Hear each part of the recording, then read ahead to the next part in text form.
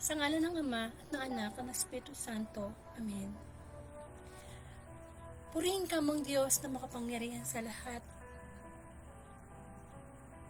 Napakadakila na yung araw-araw na ginagawang pagbibigay ng habag sa sangkatauhan. Marami pong salamat sa panibagong araw. Ang unang biyaya na aming matatanggap ay magising kami sa bagong pag-asa na kami sumasambat, nagpapasalamat at lumalapit sa iyo na may kababaang loob. Yes Lord, ang araw na ito, ang oras na ito, isang banal na oras na kung saan ibinibigay mo ang pinakamahalaga mong biyaya at yun ay ang banal na mensahe mula sa iyong mabuting balita. Aming pagkain spiritual. Isang pagkain spiritual na magbibigay sa amin ng kalakasan, lalo na sa panahon na kami nasa pagsubok. Nasa karamdaman, nalilito ang isip, napanghihinaan ang pananampalataya. Nawa Panginoon ang iyong salita sa mabuting balita ay magbigay sa amin ng pagpapagaling spiritually, O Lord. Ngunit bago tayo patuloy na tumanggap ng spiritual na pagkain mula sa ating Panginoon, sa ating Diyos na dakila, tayo lumapit na may kababaang loob sa Kanya. Humingi tayo ng kapatawaran sa ating mga kasalanang nagawa. Upang sa ganon, ang banal na Espiritu ay mapuspos tayo. Yes, Lord, ang iyong abang lingkod ay lumalapit sa iyo ng may kababaang loob. Humihingi po ko ng paglilinis, kapatawaran sa aking mga kasalanan. Batid mo ang aking mga kahinaan. Sa mga oras ito, Panginoon, ako yung patawarin. Ako yung linisin. Upang kahit bahagya man lamang ay magamit mo ko bilang instrumento na daluyan ng iyong banal na mensahe. Hinihingi ko sa iyo, Panginoon, ang karunungan, kababaan ng loob, ang pagpuspusan ng banal na Espiritu. Come, Holy Spirit, I need you, and come, Holy Spirit, I pray. Kaya din, Panginoon, ang mga taong makakarinig ng Sunday Gospel, Lord, hipuin mo ang bawat isa na sa mga oras na ito, kalimutan muna namin ang aming mga dinadalang mabigat sa aming buhay, Panginoon, at mag-focus kami sa iyong mensahe. Ikaw ay naririto, ang presensya ng iyong banal na Espiritu, kahit online, Lord, ay naririto. Patuloy mo kaming kaawaan, patuloy mo kaming bigyan ng kababaang loob na walang matalino, walang mayaman, walang katayuan sa buhay, ang pakikinig ng mabuting balita. Ito ang katotohanan mula sa iyong salita na magpapalaya sa aming Panginoon. Give us mercy, O Lord. Kailangan namin ang iyong mabuting balita, ang iyong mensahe mula sa iyong mabuting balita. Ang lahat ng ito ay dalangin ko sa iyo, Ama, sa pangalan ng Anak, kaysa ng Espiritu Santo. Amen.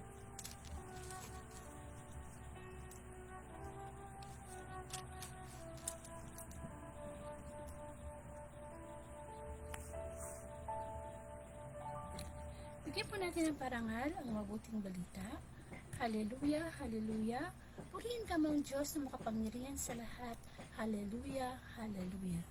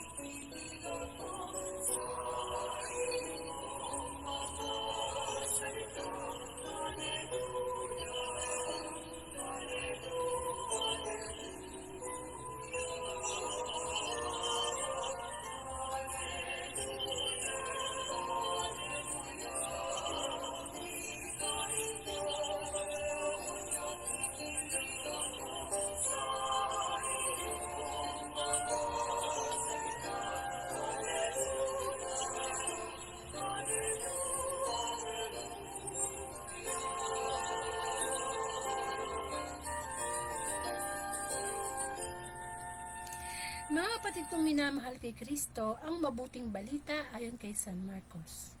Papuri sa iyo, Panginoon. Si Jesus at si Beelzebul.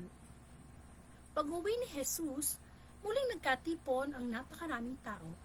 Ano pat hindi man lamang makuhang kumain ni Jesus at ng kanyang mga alagad. Nang nabalitaan ito ng kanyang mga kasambahay, sila'y pumaroon upang kaunin siya. Sapagkat ang sabi ng mga tao, nasisiraan siya ng bait.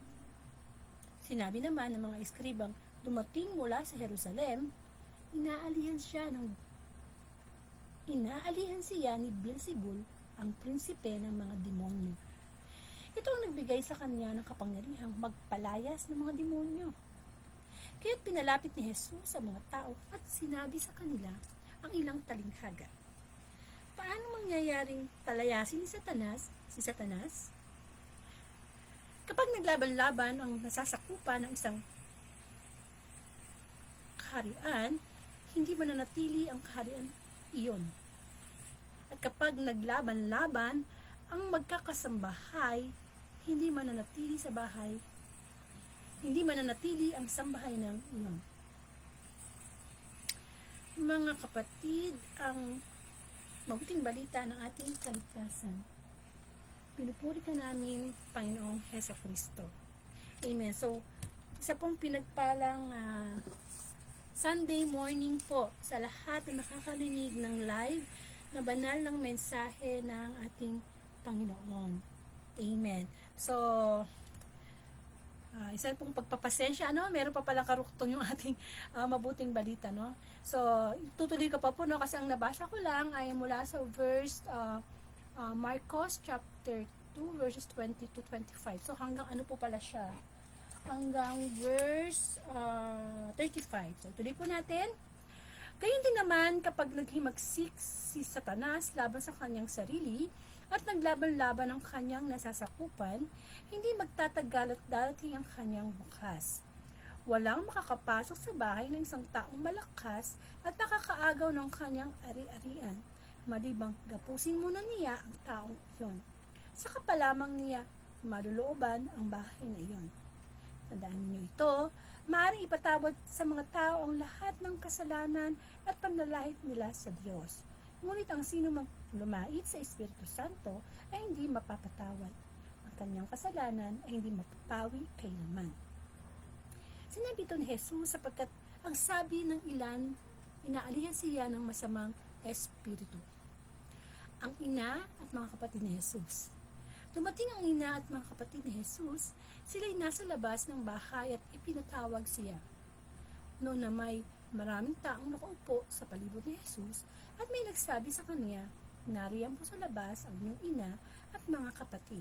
Ipinatatawag kayo. Sino ang aking ina at mga kapatid? Ani Jesus. Tumingin siya sa mga nakaupo sa palibot niya at nagwika. Ito ang aking ina at ang aking mga kapatid. Sapagkat sino mang tumatalima sa kalooban ng Diyos ay siya kong ina at mga kapatid. Ang mabuting balita ng ating Panginoon. Amen. So, medyo mahaba po yung ating gospel ngayon. Pero isa-isahin po natin kung ano po ba ang mensahe ng Panginoon. So, welcome po sa Word of God, Daily Gospel at Facebook Live. Na kung saan ang layunin po ng Facebook Live na ito ay palaganap ang mabuting balita araw-araw sa pamamagitan po ng social media, kamukha po ng Facebook Live. Lahat po tayo may Facebook, no? At maraming salamat sa Panginoon. Ngayon po ay June 9, 2024, Sunday Gospel. At napakabuti ng Panginoon sapagkat patuloy pa rin niyang ibinibigay sa atin ang bawat araw. So, ang bawat araw ay isang himala, isang biyaya, at hindi natin dapat ito nine-neglect. Kasi, di ba, naniniwala tayo na Jesus will come anytime na parang magnanakaw. So, kailangan bawat araw should be the best day for us. At ang araw na ito, maghahain ang Diyos ng mensahe mula sa kanyang salita na may tuturing nating spiritual food po natin. Amen. So, alam po natin ang Panginoong Jesus ay talaga namang puno ng karunungan, puno ng kapangyarihan, at talaga naman nagkaroon siya ng mga maraming followers during his time. Pero, hindi naman lahat ng nakarinig ng kanyang mga pinapangaral, nakakita ng kanyang mga himalang ginagawa, kamukha ng mga pagbuhay sa patay, pagkakashout ng mga demonyo, pagpapagaling ng mga may sakit. Of course, maraming namangha. Ay, sino ba namang hindi mamamangha, no? Kaya lang, hindi lahat na ano niya, no, na napaniwala niya. Lalo na ang mga eskriba, ang mga pariseyo, kung sino pa yung mga nakakaalam ng salita ng Diyos, yung pa talagang nagkokontra. Bakit? Syempre, inggit sila. Hindi nila kaya ang ginagawa o ginawa ng Panginoong Jesus. Hindi nila kaya maghimala. Hindi nila kaya bumuhay ng patay. Kaya inggit. Nandun yung inggit. And of course, pag naiinggit ka, ano gagawin mo? Sisiraan mo. Na kahit na mabuti yung ginagawa ng isang tao, sisiraan mo yan kasi naiinggit eh. Amen? Sino ba naman ang Panginoong Jesus para sa kanila? Ito'y anak lamang ng isang karpintero, isang ordinaryong babae na si Maria. Pagkatapos magiging parang matunog yung pangalan, no? Hinahabol at hinahanap ng mga tao. So, sa napakaraming tao na nagkakatipon during dito nga sinasabi sa ating gospel, talagang hindi na makuhang kumain ng Panginoong Jesus at ang kanyang mga alagad. Alam mo yung sobrang busy ka, di ba? May mga pagkakataon sa ating buhay na sobrang busy natin, minsan nakakalimutan natin kumain sa tamang oras. Bakit? Kasi nandun yung devotion mo eh. Nandun yung masyadong devoted yung time mo doon sa ginagawa mo. So, nakakalimutan mo yung pagkain. At mahirap din yung case na yan, no? Dahil, syempre, manghihina ka, minsan nawawala sa tamang oras yung pagkain. And of course, importante sa ating tao na nasa tamang oras yung pagkain. Kasi noon, ako, no, ang ginagawa ko, kakain ako kailan ako magutom. Pero mali pala yun, no? Dapat pala tayo kumakain talaga sa tamang oras. Kasi yung katawan natin, meron tayong tarang tinatawag na, yung, may sistema yan eh. Dapat may oras yan. Kasi yung ating namang tiyan, hindi naman tumitigil yung ating sikmura, hindi naman tumitigil yan sa pag-grind ng ating pagkain. So, iwasan natin na hindi kumakain sa oras. Kamukha nating mga Pinoy, meron tayong tinatawag na usually, no, almusal, tanghalian, hapunan. Pero yung tanghalian yan ang madalas talaga nga nasa oras at saka yung hapunan, no, usually pagkagabi. So pero ang Panginoong Jesus, ang kanyang mga alagad, talaga namang makikita natin na talagang parang bagamat nakakalimutan nila minsan ang tamang oras pagkain, nandun yung kanilang mas pagkain na espiritual na gustong ibigay sa tao. Amen. Sapagkat sa mabuting balita natin, mas pinagtutuunan yung kahalagahan ng salita ng Diyos. Kung bakit nangangaral ng Panginoong Jesus? Kasi finifeed niya yung mga tao eh. At hindi niya finifeed yun by means of physical food lang, kundi spiritual food. Which is ito. Ngayon, Sunday ngayon, sa ating mga Katoliko, para sa atin, ito yung isang banal na araw. Araw ng pamamahinga. From Monday to Saturday, trabaho tayo. So yung Sunday, di ba, nagsasama-sama tayong pamilya, tayo yung nagsisimba, di ba? Para saan? Para makarinig tayo ng spiritual food. Which is, hindi lang naman dapat every Sunday. Dapat Monday to Saturday o Monday to Sunday, nandun dapat yung spiritual food na nakakain, natatanggap ng ating espiritu. Sapagkat ang Diyos ay espiritu at tayo ay may espiritu, dapat nagkakaroon niya ng connection, no? Na online yan. Hindi pwedeng every Sunday lang tayo makarinig ng salita ng Panginoon. Pero yun nga, sa dami-dami ng mga tao na nakikinig sa Panginoong Jesus at nakakakita ng kanyang mga ginawa, ano pa yung mga pinaparatang sa Panginoong Jesus? Abay, nasisiraan niya ng bait. Siguro dahil sa guto, nagpapalipas sa guto, nasisiraan na yung bait. Hindi ba? At kanino pa nang galing yung salitang yung nasisiraan siya ng bait sa mismong mga kasambahay pa niya, yung malapit pa sa kanya. At yung mga eskriba naman, at anong sinasabi, ay nako, nakaka-cast out siya ng mga demonyo kasi ang kapangyarihan niya ay galing kay Beelzebul. Si Beelzebul ay isang prinsipe ng mga demonyo. Diba parang tayo ng balahibo na ang isang anak ng Diyos, walang bahid kasalanan, magka-cast out ng demonyo, galing pa sa demonyo. Batid natin ang Panginoon siya hindi galing sa demonyo.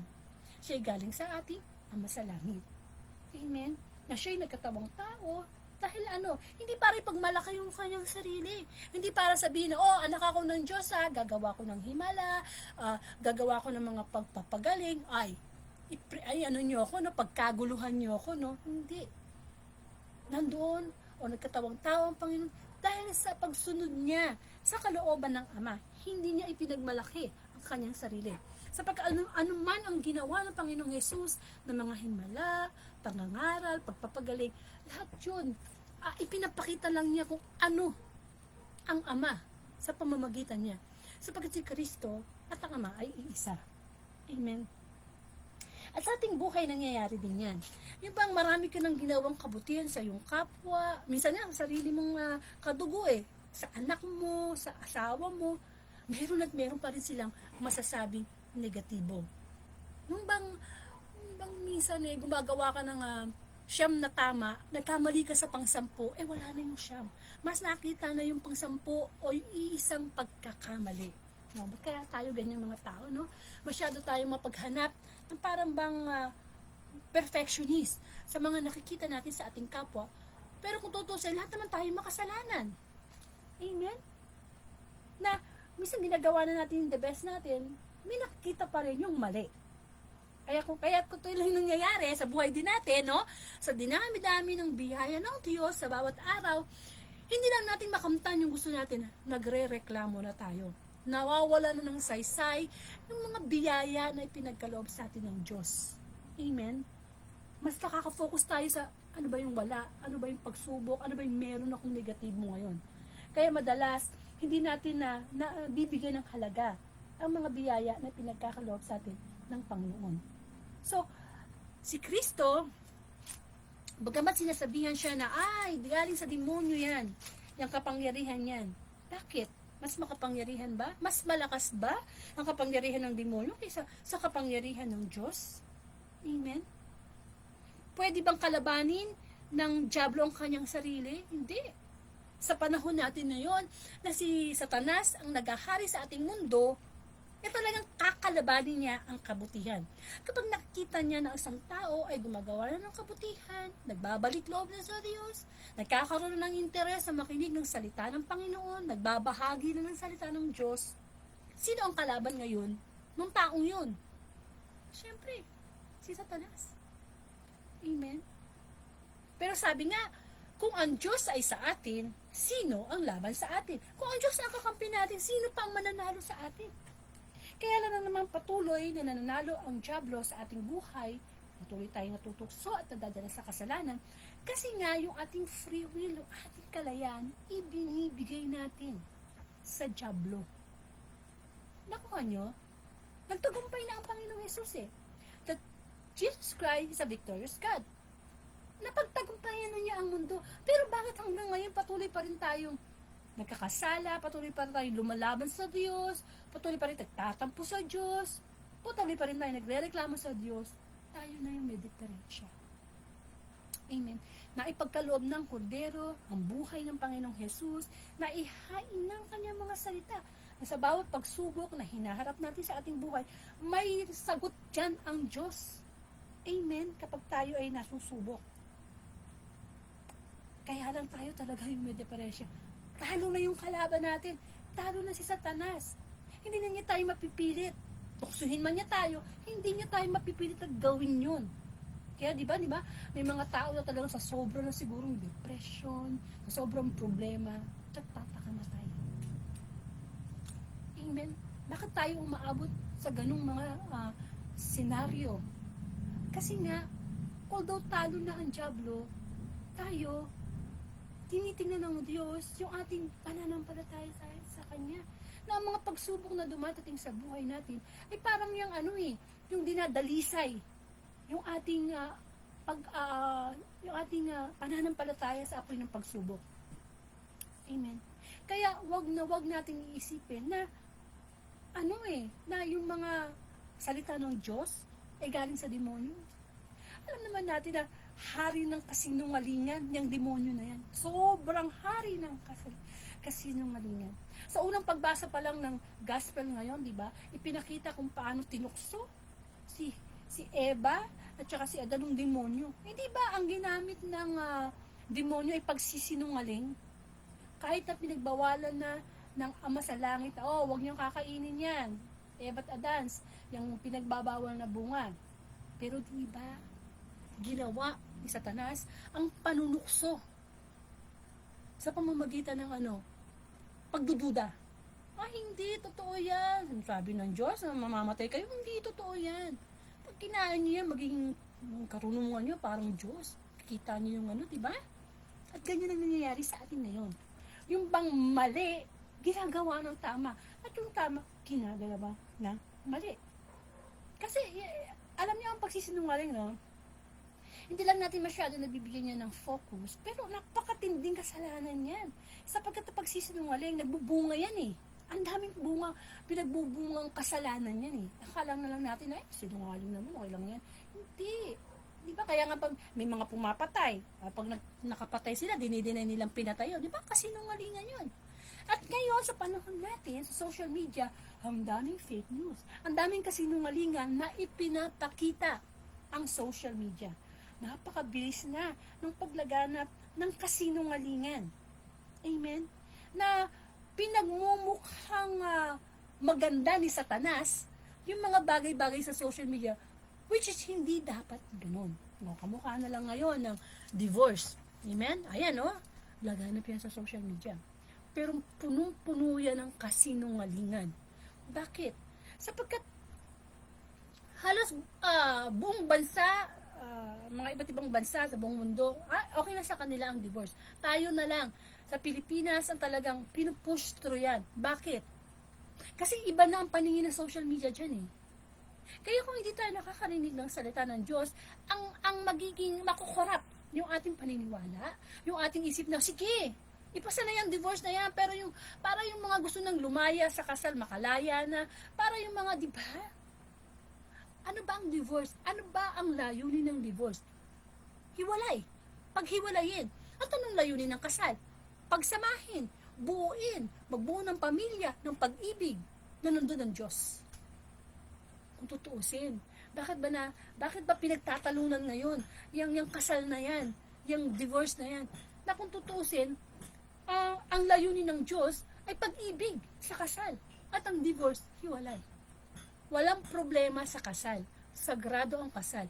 Ang problema, yung mga taong involved dun sa kasal, na sila ang nag-aaway, na hindi nila iniisip na, paano naman ang ating mga anak pag tayo yung naghiwalay? Paano yung sinumpaan natin sa simbahan na sa hirap at ginhawa, sa lungkot at ligaya, till death do us part. Amen. Wala pang ang divorce dito sa Pilipinas. Ang dami nang nangangalunya. Ang dami nang nagsasama na hindi kasal. Di lalo na, pag nangyang divorce, lalo niyang pahihinain ang sakramento ng kasal. Amen. Yung bang sa sobrang ingay na ng social media, nakokorap na yung mga mind ng mga kabataan, ng mga taong gusto makipaghiwalay, na eto na yung tama. Eto na yung tama. Ipasa na yung divorce bill na yan. Pagkatapos ng divorce bill, ano susunod? Abortion? Yung mercy killing? Yun ang isa sa batas natin susunod. Inuunti-unti tayo ng demonyo. At ginagamit niya ang social media. Ang mga taong pwede niyang gamitin sa social media, mga influencer, mga sikat na vlogger, para ipagkalandakan sa mundo na eto na yung tama. Okay, tama siguro sa paningin ng tao. Kasi masasatisfy ang tao eh. But what about ang Diyos? Kaya kung hindi tayo nakakarinig ng mabuting balita everyday, makukorap yung ating paniniwala na okay na yan. Okay na ang divorce. Okay na yung abortion na kapag ka na-rape ka, di mo naman gustong mabuntis, okay na yung palaglag mo yung bata. Okay na yung mercy killing, na kapag nakita mo yung mahal mo sa buhay, hirap na sa ICU, hirap na, patayin na yan. Para, di ba? Nawawala yung ating pananalig sa Diyos. Masyado nang ino-overcome ng karunungan, not karunungan, ba't talino ng tao? Alam naman natin ang talino ng tao, kabubuhan yan sa paningin ng Diyos. At ang kayamanan na sinasamba ng tao ay karukhaan sa harap ng Diyos. Na iba na ngayon, gusto na ng tao, ng mga taong nakaisip na kaya ng Diyos ng lumikha ng another life. Ay, kaya din ng tao yan, di ba? Kaya may mga nagdi-discover nga ng mga test tube baby, yung mga nauso na ngayon na yung mga mamahalin, ang mahal talaga na yung surrogacy mother, no? Na kaya no, yung sperm cell, egg cell na magkaibang tao na hindi naman mag-asawa, pagsasamahin, iba na. Parang naghahain ng diablo ng parang maganda. Maganda na pangyayari, maganda na sitwasyon, na tao, na bagay na akala natin napapalooban ng kabutihan. Pero gano'n naman talaga ang diablo, diba? Pang-akit sa ating katawang lupa. Sapagkat tayo likas na makasalanan. Kaya nga diba yung mga bisyo, pangkatawang lupa yan, diyan tayo inaakit. Kaya nga may mga bisyo, may mga pagkain masasarap, na masarap sa satisfying sa ating katawan. Pero panukso yan. Kasi gusto niyang sirain yung ating pananalig sa Diyos. Ay, yan ang trabaho ng diablo. Sirain, patayin, nakawin ang ating paniniwala sa Diyos. Sabihin na hindi totoo yan. Araw-araw, kumain ka ng mga pagkain na ng mga processed food, mga junk food, magbisyo ka, no? Talagang i-enjoy natin yun bilang isang tao. Kasi nga, katawang lupa tayo eh. But we should not forget na nabubuhay tayo sa mundong ito, hindi lang katawang lupa. Meron tayong kaluluwa. Meron tayong espiritu. What about that? Patay ang pananampalatayang walang gawa. Yung mga tipong nabubuhay tayo pisikal, pero patay tayo spiritual. Kaya huwag tayo maniniwala na yung mga nangyayari sa buhay natin, gawa niya ng diablo, gawa niya ng Diyos. Hindi, ang diablo. Lagi tayong pinupunta sa sitwasyon na pag nandun ka na sa problema na yon, gusto ng diablo, pag-isipan mo ng negative ang Diyos. Pag-isipan mo na hindi ka mahal ng Diyos. Pagdudahan natin yung magagawa ng Diyos sa ating buhay. Yan ang trabaho niya. Bigyan tayo taniman ng ating isip at puso ng kasinungalingan. Never gagawin ng diablo na kalabanin niya yung sarili niya. The more na lumalapit tayo sa Diyos, the more na gusto niya tayong makuha. Amen?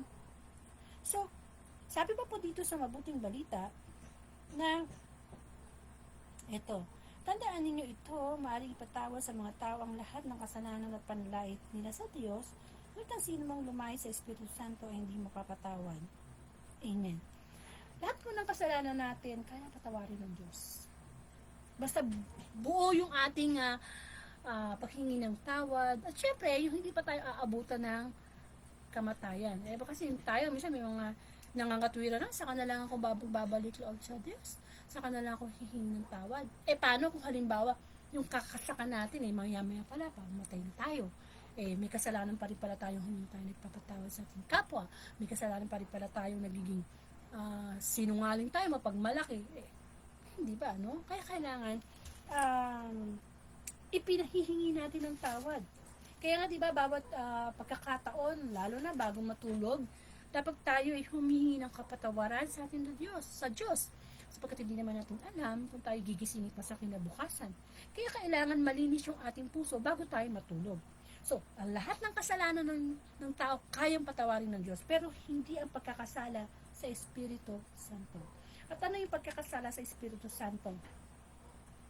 Kapag tayo ay hindi natin tinatanggap ang kaligtasan na ipinagkaloob ng Panginoong Hesus, kapag tayo ay hindi humihingi ng kapatawaran sa ating Diyos, saan ba patatawarin ang kasalanan hindi hinihingi ng kapatawaran?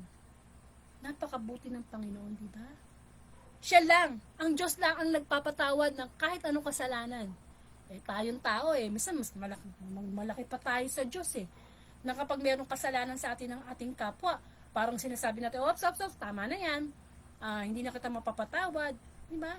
Yung minsan nakakalimutan natin na nagtuturo tayo sa ating kapwa na kanilang nagawang kasalanan sa atin, pero kung tutuusin tayo, isang katerba din ang kasalanan natin, pinapatawad ng Panginoon. Amen. Yung mga pagtapakamatay, amen, mga kawalan ng pag-asa, pinapatay natin ang Espiritu Santo yan. Kasi our body should be the temple of the Holy Spirit. Hindi Diba? Kaya pag nawawala na ng pag-asa, minsan balitaan natin, kilala namang tao. Parang tingin natin, maganda naman ang buhay. Bakit dumadating pa tayo na nagpapakamatay?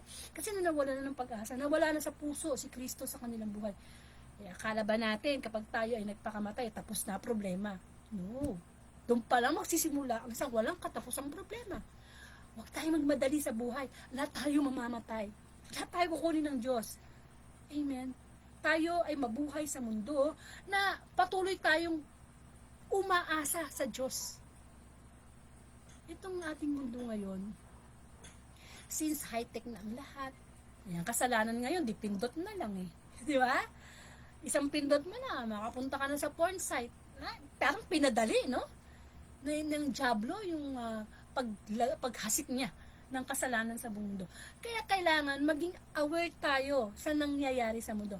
Hindi porke gusto ng marami ang divorce, okay na yan sa Diyos. Amen. Hindi porke sinasabi ng mundo na kapag ginawang ka ng masama ng kapwa mo, gante. Hindi tama yan.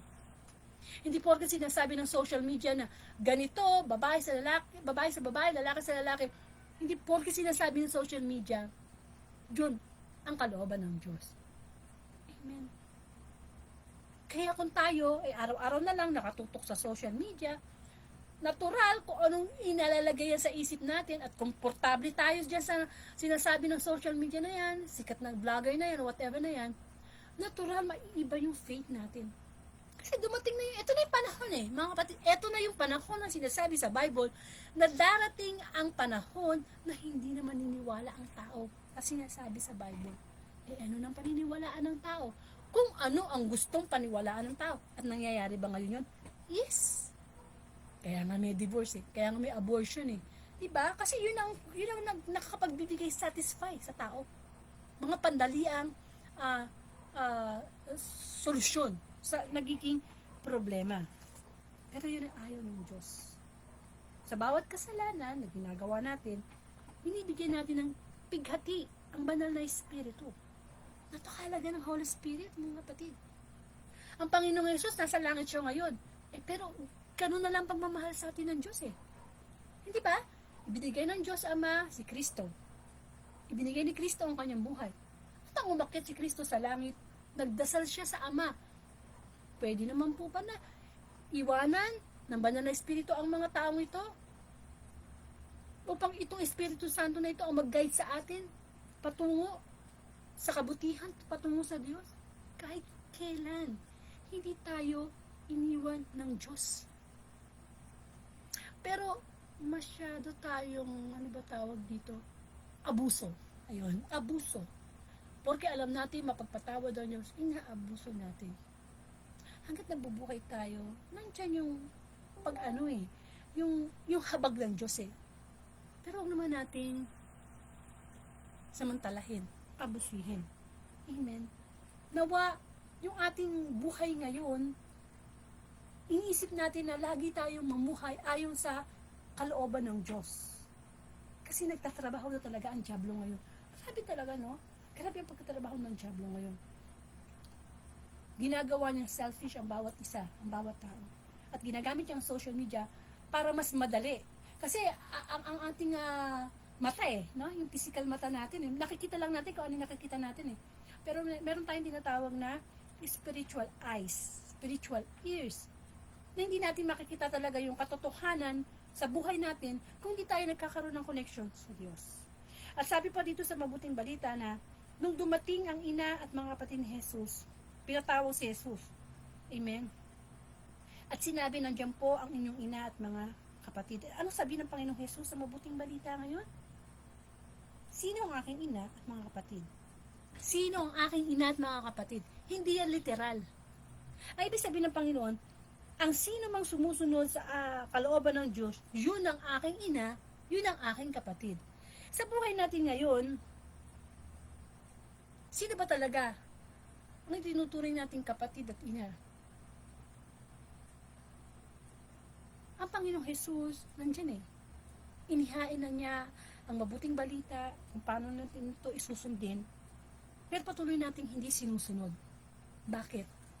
Kasi nga, hindi yung satisfying sa ating gusto. na kung talagang gusto nating masabing kapatid natin ng Panginoong Hesus, ama natin ng Diyos Ama, anong pamantayan ng Diyos? Sumunod tayo sa kanyang kalooban. Sinabi din sa Bible na hindi lahat ng sumasabi na, Lord, Lord, Lord, Lord, papasok sa langit eh. Kundi yun lang, sumusunod sa kalooban ng Diyos. Marami sa atin ang naglilingkod sa simbahan, pare, madre, lay minister, lector, commentator, anumang samahan niya, no? Hindi yan masama. Pero hindi dyan nababase ang ating pagpunta sa langit. Yung mga physical nating paglilingkod sa Diyos, hindi. Yung pagsunod natin mismo sa kalooban ng Diyos. Amen. At ang nagtitiis hanggang wakas ang siyang maliligtas. Ay, kung ano man yung pinagdadaanan nating pagsubok ngayon, magtiis tayo. Sa tulong ng Diyos. Ang hirap kasi magtiis yung tayo lang eh. Kasi bibigay talaga tayo. Pero napagtagumpayan na ni Kristo ang lahat. Napagtiisan niya ang lahat. Kahit perfecto na siya, no? Tayo pa kaya. Ay, natural lang sa buhay natin na may nagagalit sa atin, may nagbabatiko sa atin. Diba? Natural sa buhay natin. Natural ang pagsubok. Dahil mismo ang Panginoong Hesus, sinubok din siya. Pero anong laging ginagawa ng Panginoong Hesus? Bakit napagtagumpayan niya ang mga pagsubok? Ang mga tukso, salita ng Diyos. Doon siya nabuhay. Doon ang kanyang pamantayan. Hindi yung batas ng tao, kundi ang batas ng Diyos. Amen. Kaya sa mabuting balita natin ngayon, sinasabi sa atin ng Diyos na napakahalaga na kilala natin si Kristo, na nasa kanyang katotohanan. Di ba sabi niya, the truth will set us free. Ano yung truth? Nasa Biblia, nasa salita ng Panginoon. Kaya kung patuloy tayo nag-neglect na lumilipas sa bawat araw na hindi natin inaalam ano ba ang spiritual na pagkain ng Diyos ngayon. Kailangan natin to eh. Maintenance natin to eh. Tayo mga tao, may mga maintenance sa diabetes, sa high blood. Physical yung pinag-uusapan. Pero most of all, yung ating spirito, yung ating kaluluwa, kailangan nito ng maintenance ang salita ng Diyos. Kasi naloloko na tayo ng mundo. Ang kasalanan ngayon, pinagmamalaki na sa social media. Noon, medyo tinatago-tago pa eh. Diba? Yung mga pangangalunya, yung mga kapwa babae, kapwa lalaki, yung mga abortion. Pero ngayon, hayagan na eh. Kasi gusto ng diablo na, eto na ang sundin natin. Amen. Hindi magpapakita ang diablo ng pangit na pagmumukha sa tao. Gagamit siya ng magagandang pangyayari na akala natin galing sa Diyos, pero galing sa Kanya. Amen. Kaya nga lalo na ngayon, sa ating mga Katoliko, di ba, matunog na matunog, ang divorce, huwag tayong pumayag. Huwag tayong sumang-ayon. Okay, may kanya-kanyang batas naman yan eh. Kung halimbawa, ikaw ay asawang binubugbog, o talagang, di ba, binamaltrato, merong batas para dyan. Di ba? Mga against women na mga violation. Pero yung divorce, kapatid, galing yan sa demonyo. Hiwalay yan eh. Hiwalay kung hiwalay. Kaya sa mga kabataan na makakarinig ng mabuting balita at ang mga magulang, hindi ba, ipamulat natin sa ating mga anak na ang pag-asawa talaga ay hindi kanin na isusubo na kapag ka napaso, iluluwa. For better, for worse, for richer, for poorer, till death do us part. Amen? Ganyan ang kasal. At ang kasal, commitment yan sa Diyos. Hindi yan commitment lang sa nandun yung ninong mo, mga tao. Hindi. Pagdadanasin, syempre, saan ka ba naman nakakita? Magkaiba ng paniniwala, kaiba ng pinalakayan, pinag-aralan, mga gusto. Pagkatapos magsasama sa isang bubong. Talagang gera yan. Pero kamukha ni Kristo, di ba nakita natin yung kanyang sakripisyo sa atin.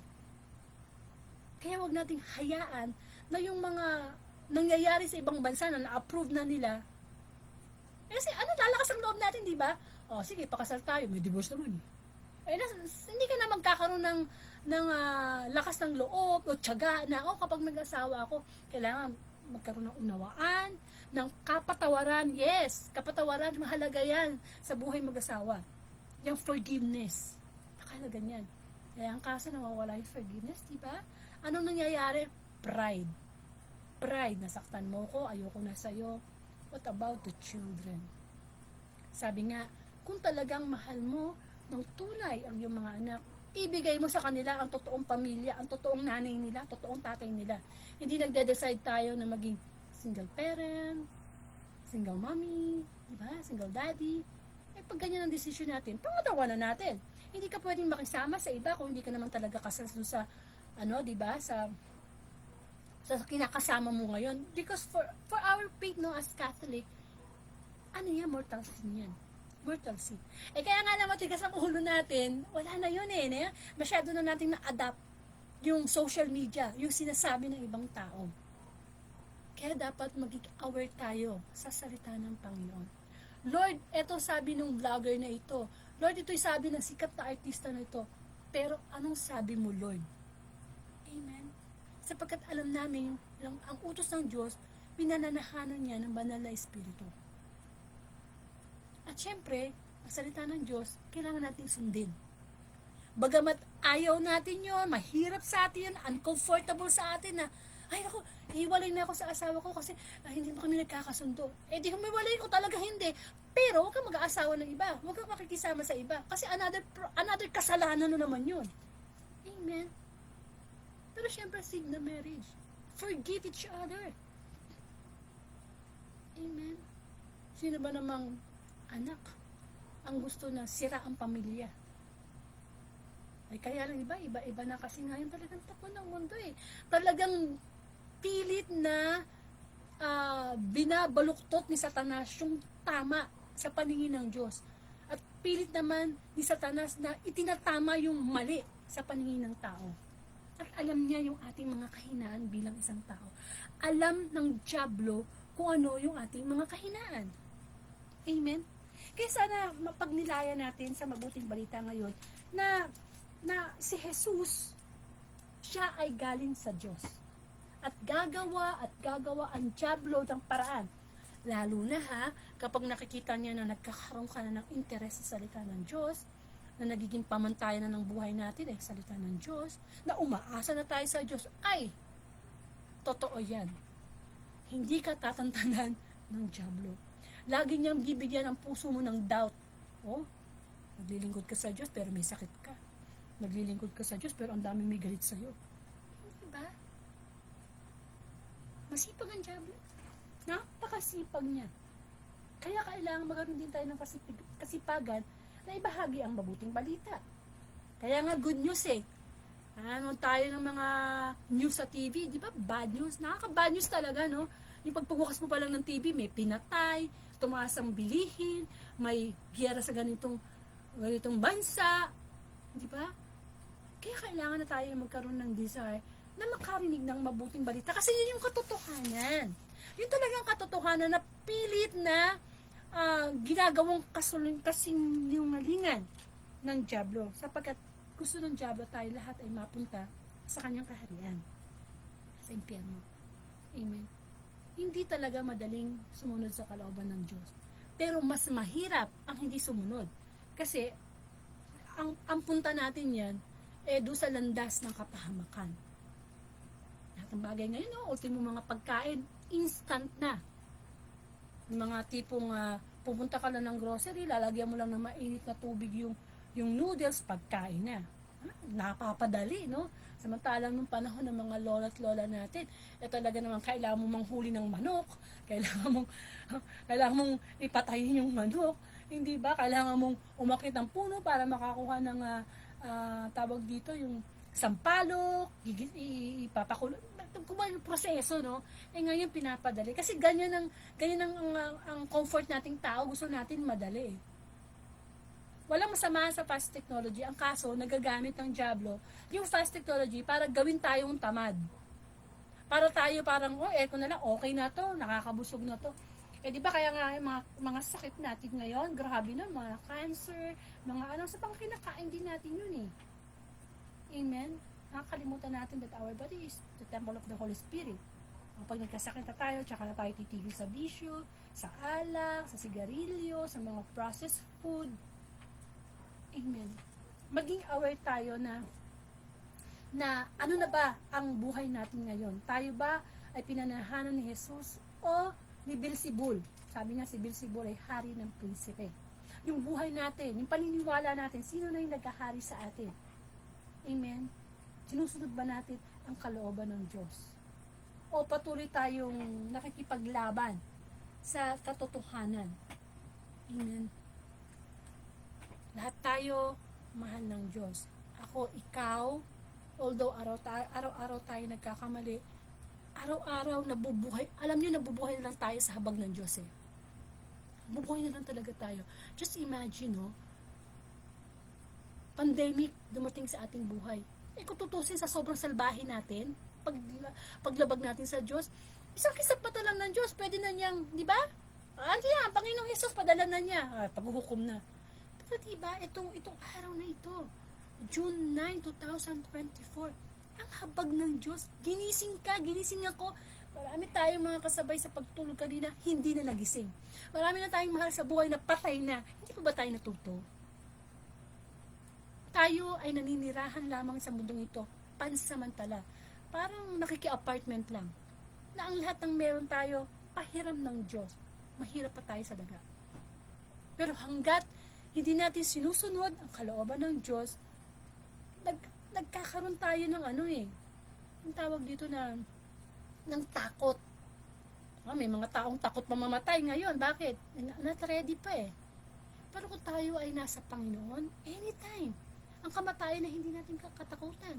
Anytime, pananabikan pa natin yun kasi nga alam natin matatapos na yung hirap natin dito sa mundo. Pero wag natin kakalimutan na sa araw-araw, makita natin, ma-online yung spirit natin, makonek yan sa Diyos. Kasi itong katawang lupa na ito, tumatanda. Itong katawang lupa na ito, nagkakasakit. Although, sabi nga, mahina man tayo, in a physical aspect, may sakit ka man ngayon, meron ka man broken relationship ngayon, may problema ka sa pera ngayon, inililigaw lang ng dyablo yung ating isipan na mag-focus kung ano yung wala sa atin ngayon, kung ano yung problema, para hindi tayo magkaroon ng pagkakataon na ano ba ang pag-asa na dapat natin kunin. Saan ba tayo dapat humugot ng pag-asa? Mula sa Diyos. Pero syempre, wag po natin kakalimutan yung sinasabi ng kasabihan na nasa Diyos ang awa, nasa taong gawa. Tayo ay mahal ng Diyos, pero kailangan natin kumilos kasi tinitingnan din ng Diyos kung gaano kalakas yung ating pananampalataya. Bibitawan ba natin siya pagka meron na tayong mabigat na problema o patuloy pa rin tayong lalapit sa Panginoon? Amen. Huwag nating paniwalaan ang sinasabi ng mundo kasi ang mundo pinagkaharian ng dyablo. Kaya kailangan natin laging makaalam ng katotohanan mula sa salita ng Diyos. Kapag sinabi ng salita ng Diyos na God hates divorce, yun na yun. Huwag na tayong mga tuwiran kaya tayo patuloy na nagkakasala kasi dinidepensahan natin yung mga bagay na nagiging sanhi ng ating pagkakasala. Kapag sinabi ng salita ng Diyos na magpatawad tayo. Hindi ba? Wala tayong karapatan gumanti sa ating kapwa. Wala tayong karapatan na magtanim ng galit. Bakit? Sapagkat tayo pinapatawan ng Diyos. Tayo nagkakasala. Sabi nga ng Panginoong Diyos na akin ang paghihiganti, akin ang pagpaparusa. Wala sa atin yun. Let's always be humble. Lagi tayo magbaba ng kalooban natin. Wala ba tayo pagmamalaki sa Diyos Hindi ba? Wala talaga Gagamit ang dyablo ng tao, ng pangyayari para magduda tayo. Magduda tayo sa kapangyarihan ng Diyos na pwedeng mangyari sa atin. Pero kamukha nga, bilang mga Katoliko, yung mga santo, hindi ba?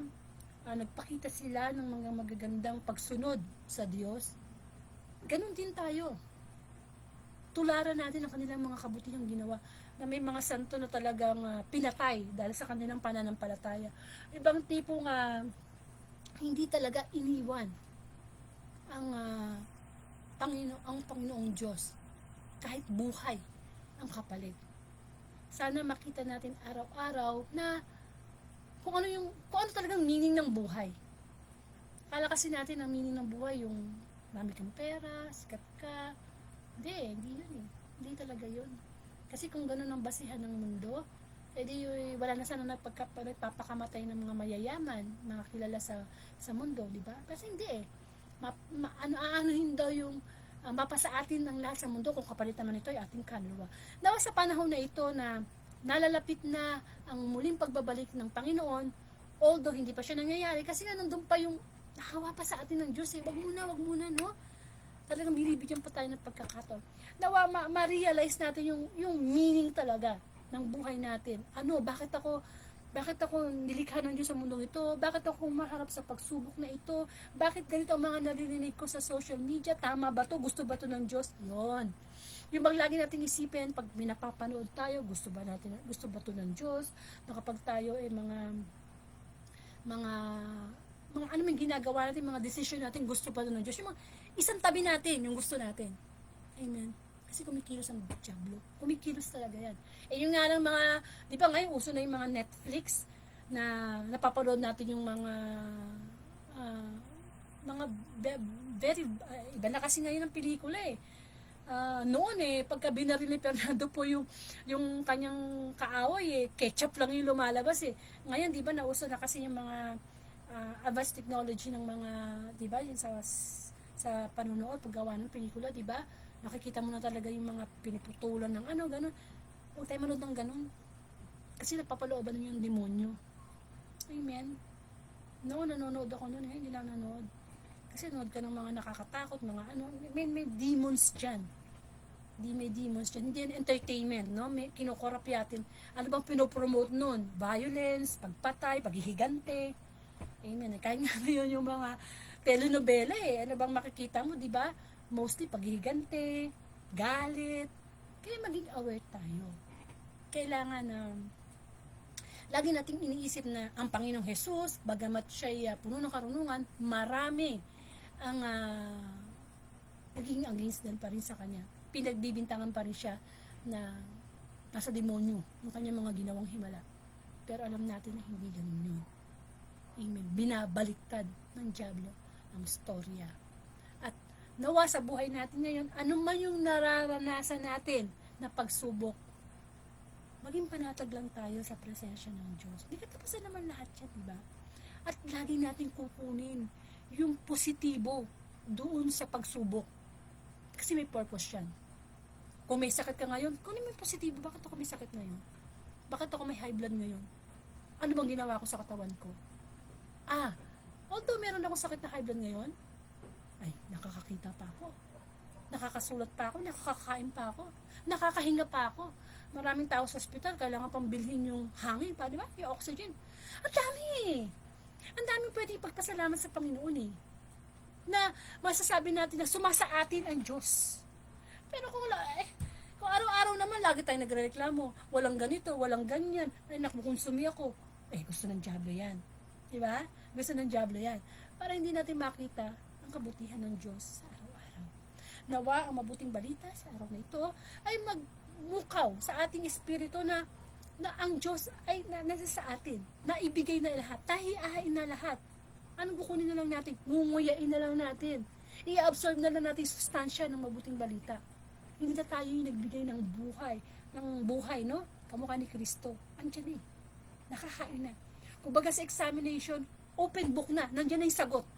Nandiyan na lahat ng sagot. Kaya nawa, hindi maging huli ang lahat.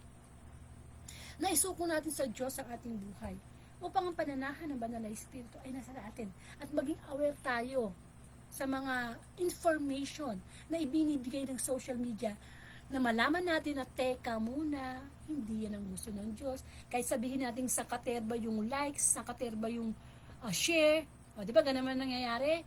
Kung ano pa yung mga hindi kalooban ng Diyos, yung pa ang maraming nag-share. Imbis na mag-viral ang salita ng Panginoon, anong nagba-viral ngayon?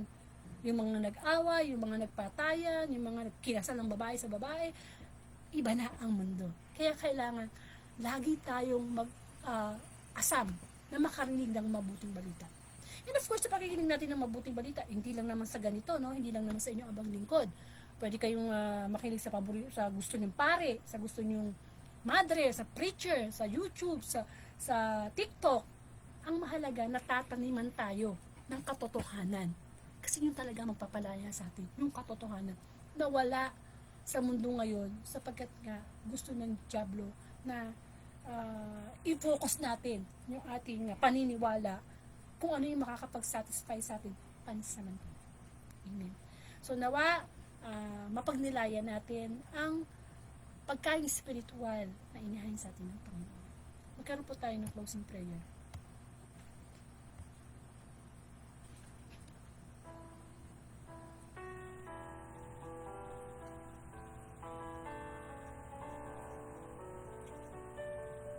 Muli salamat Panginoon sa iyong banal na mensahe sa araw na ito na nagpupukaw sa aming spiritual na kaugnayan sa iyo na manahan ng banal na espiritu sa aming buhay. Na mga makita namin sa mga pagsubok na naranasan namin sa aming buhay, Panginoon, ang iyong kapangyarihan, ang iyong salita, ang mangibabaw sa amin. Na araw-araw na maramdaman natin na ang presensya ng banal na espiritu ay dapat nasa aming buhay. Yes, Lord, yung mga pagkakataon na gusto namin sumuko, na gusto na namin ayaw maniwala sa iyo, sa iyong mga salita. Pero ipaunawa mo sa amin, Panginoon. Bigyan mo kami karunungan na ito'y gawa ng Diablo. At ang gawa ng Diablo ay sirain ang pagtitiwala namin sa iyo. Yes, Lord, maikli lang ang buhay namin. Nawa ang kaiklian ng buhay na ito ay makita namin na naroroon ang walang hanggang presensya mo, ang walang hanggang pagpapatawad mo, at ang walang hanggang pag-ibig mo sa bawat isa. Nawa, Panginoon, ang mga kasalanang ginagawa namin at patuloy pa rin namin yung ginagawa, ay tulungan mo kaming itakwil sa pangalan ng Panginoon Jesus. Sumunod kami sa iyong kalooban sapagkat yan ang patunay ng aming pagmamahal sa iyo. Yes, Lord, mahirap ang buhay, mahirap ang pagsunod, pero mas mahirap ang mapunta sa dagat-dagatang apoy na kung saan ang presensya mo, ang kaharian mo ay hindi namin makamtan. Lahat ay magagawa namin sa pamamagitan ni Kristo na sumasa amin. Lahat ito, Panginoon, ay makita namin lagi yung pagliligtas. Makita namin lagi ang pagpapasalamat, ang walang hanggang pagpapasalamat sa bawat nangyayari sa aming buhay. Lalo, Lord, tulungan mo kami na kapag may pagsubok kami, makita namin yung pagpapasalamat sa iyo sa mga nakaraan mong pagtulong, sa mga kasalukuyan mong pagtulong, at sa mga tulong pang darating mo.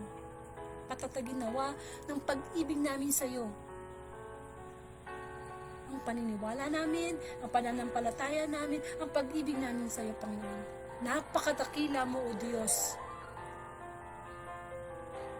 Ikaw, isang Diyos na makapangyarihan sa lahat at hindi matatalo ng kasamaan ang kabutihan mula sa iyo, Panginoon. Ama namin, sumasalangit ka. Sambahin ang ngalan mo, mapasa amin ang kaharian mo, sundin ang loob mo dito sa lugar para na sa langit. Bigyan mo kami ng aming kakanin sa araw-araw at patawarin mo kami sa aming mga sala para ng pagpapatawad namin sa nagkakasala sa amin. Huwag mo kaming pahintulo sa tukso. Yandiyan mo kami sa lahat ng masama. Abagin ng Maria, napupuno ka ng grasya, ang Panginoong Diyos ay sumasa iyo. Bukod kang pinagpala sa babaeng lahat, pinagpala ka naman yung si Jesus. Santa Maria, ina ng Diyos, ipadalain mo kaming kasalanan ngayon kami mamatay. Sa mga namatay na anak ng Espiritu Santo. Amen. Amen. So maraming salamat, Panginoon, sa Sunday spiritual food na pinagkalaw mo sa amin. No? Ipinagpapaalala lang sa atin ng Panginoon na ano na ba, kamusta na ba ang buhay natin ngayon? Tayo ba'y nananalig talaga ng totoo sa Diyos? Sumasa atin ba ang banal na Espiritu? Tayo ba'y tumatalima sa kalooban ng Panginoon? Amen. Nagtatrabaho ang Diyos, nagtatrabaho din ng Diablo. Kaya kailangan maging aware tayo. Ang pakikinig ng mabuting balita everyday, no? Kung hindi man tayo makapagbasa ng Bible, since sinasabi nga ng Biblia na kailangan talaga tayo magbasa, magpisa natin sa pakikinig.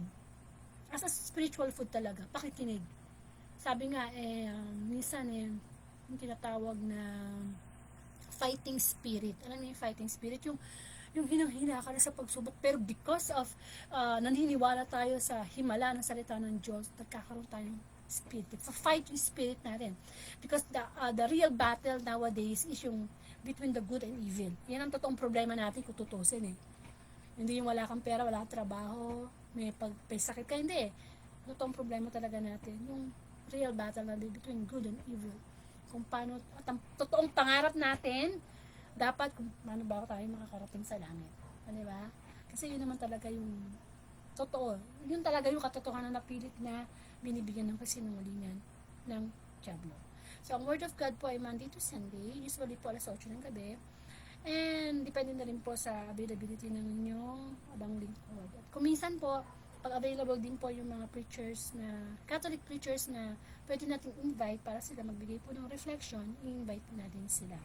At kung hindi nyo po naumpisahan ang Sunday Gospel, pwede po kayo punta sa aking timeline o sa YouTube channel. Type nyo lang po yung Angelica Darde. At pakishare nyo lang po itong mabuting balita sa inyong timeline bilang pagsunod sa ating tinatawag na Great Commission. Yung pagpapalaganap natin ng mabuting balita. Ito dapat kasi nilang nagbo-viral eh, no? Para, halimbawa, yung mga Facebook friends nyo may problema, nakarinig ng mabuting balita. Iba kasi yung mabuting balita. Ano yan eh? Parang advice ng isang best friend mo na masama na yung loob mo. May problema ka na. Pero once na narinig mo ang mabuting balita, it will give you assurance ng kaligtasan ng Diyos.